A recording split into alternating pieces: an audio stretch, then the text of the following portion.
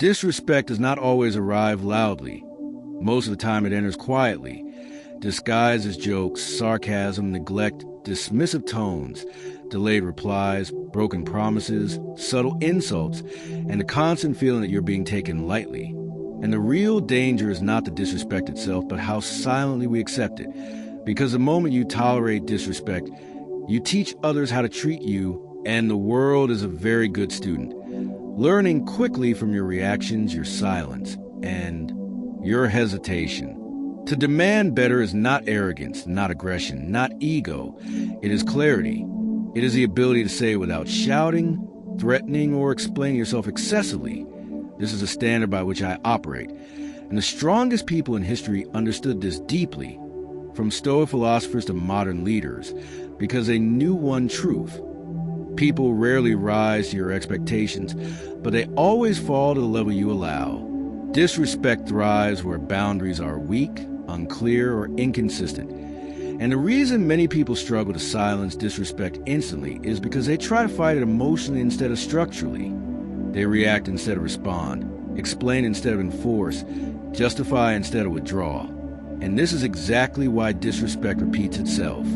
The first principle you must understand is this. Disrespect is not silenced by words alone. It is silenced by consequences. And consequences do not have to be loud, dramatic, or hostile. In fact, the most powerful consequences are quiet, calm, and final. When someone disrespects you and you react with anger, you give them emotional control. When you react with long explanations, you give them leverage. When you laugh it off, you give them permission. But when you respond with composure, distance, and certainty, you remove their power instantly.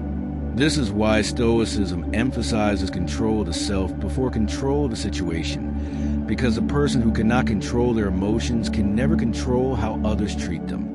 Marcus Aurelius wrote that the best revenge is not to be like your enemy, and disrespect often comes from people testing how far they can go, consciously or unconsciously probing your limits, to see whether you will fold, tolerate, or push back. Most people fail this test because they want approval, harmony, or validation more than self-respect. And this creates a dangerous internal conflict. You know you deserve better, but you fear the discomfort of enforcing it. Demanding better requires one thing above all: inner alignment. Because when your words, tone, body language, and actions are aligned, disrespect collapses on its own. You must first redefine what disrespect actually is. Because many people only recognize extreme disrespect while ignoring subtle forms that are far more damaging over time. Being constantly interrupted, being spoken over, your time being wasted, your messages ignored and answered only when convenient, jokes made at your expense, your boundaries treated as flexible suggestions, your achievements minimized, your needs dismissed, and your presence taken for granted. These are not small issues. They are signals, and signals demand responses, not emotional reactions, but strategic ones.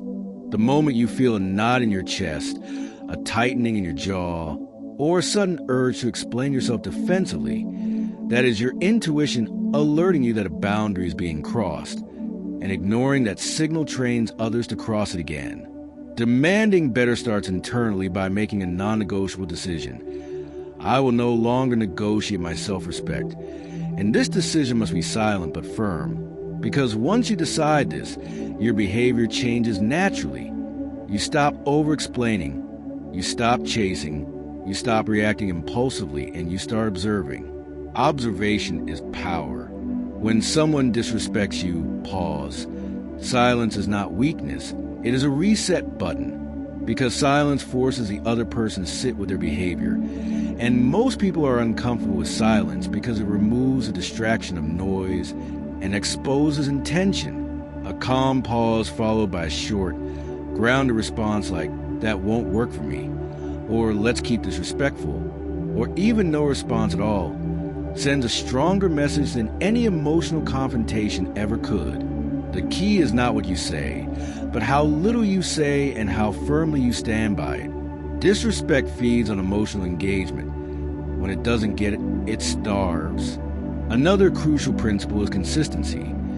Boundaries enforced once but abandoned later are not boundaries. They are moods, and moods invite manipulation. If you tolerate something today that you condemned yesterday, you teach people that persistence will wear you down.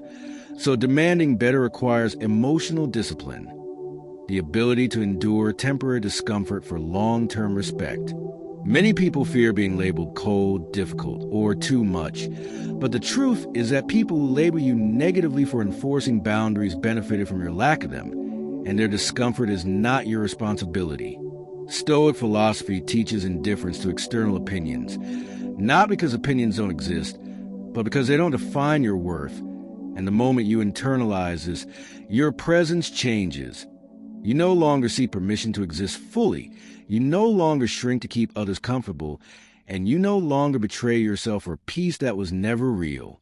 Another powerful way to silence disrespect instantly is through withdrawal. Not avoidance, but strategic distance. Because attention is currency, and when you remove it calmly, without drama, explanation, or resentment, you communicate value.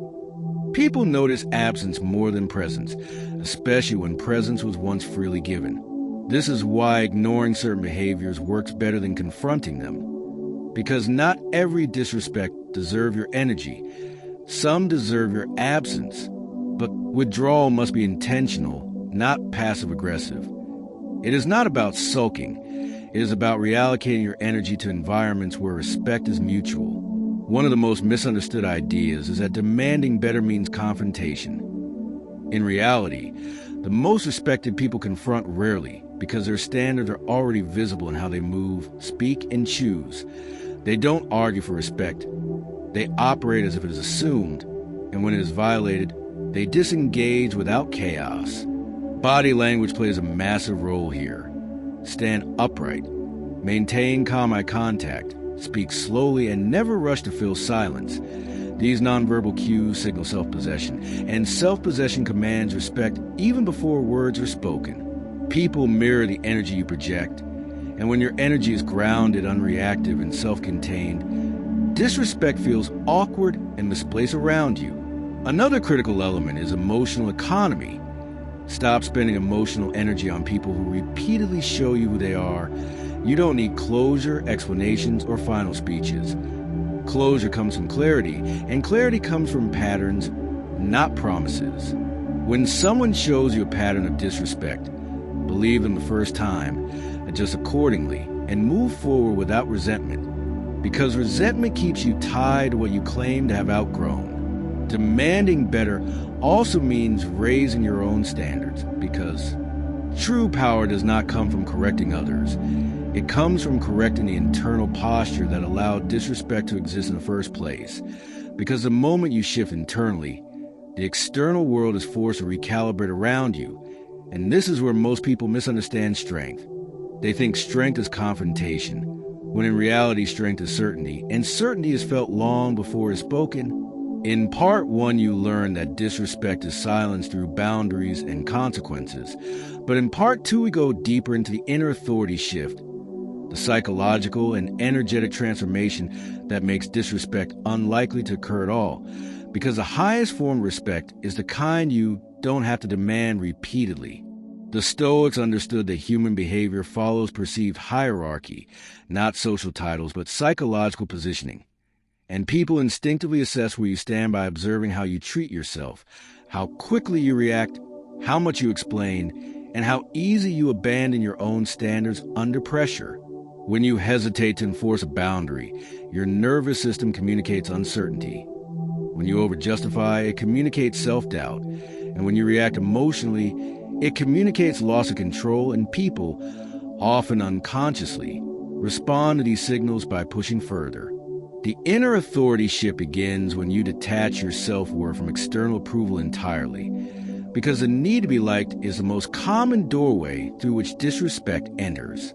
You must accept the hard truth. Not everyone will like the version of you that demands better, but the version of you that accepts less will never be respected. And once you fully accept this trade-off, the fear dissolves. Stoic philosophy teaches that we suffer more in imagination than in reality. And most people imagine rejection, conflict, or loneliness as unbearable. Yet when they finally enforce a standard and lose a few misaligned connections, what they actually feel is relief, clarity, and self-trust returning. This self-trust is critical, because when you trust yourself to handle discomfort, you stop tolerating disrespect to avoid it.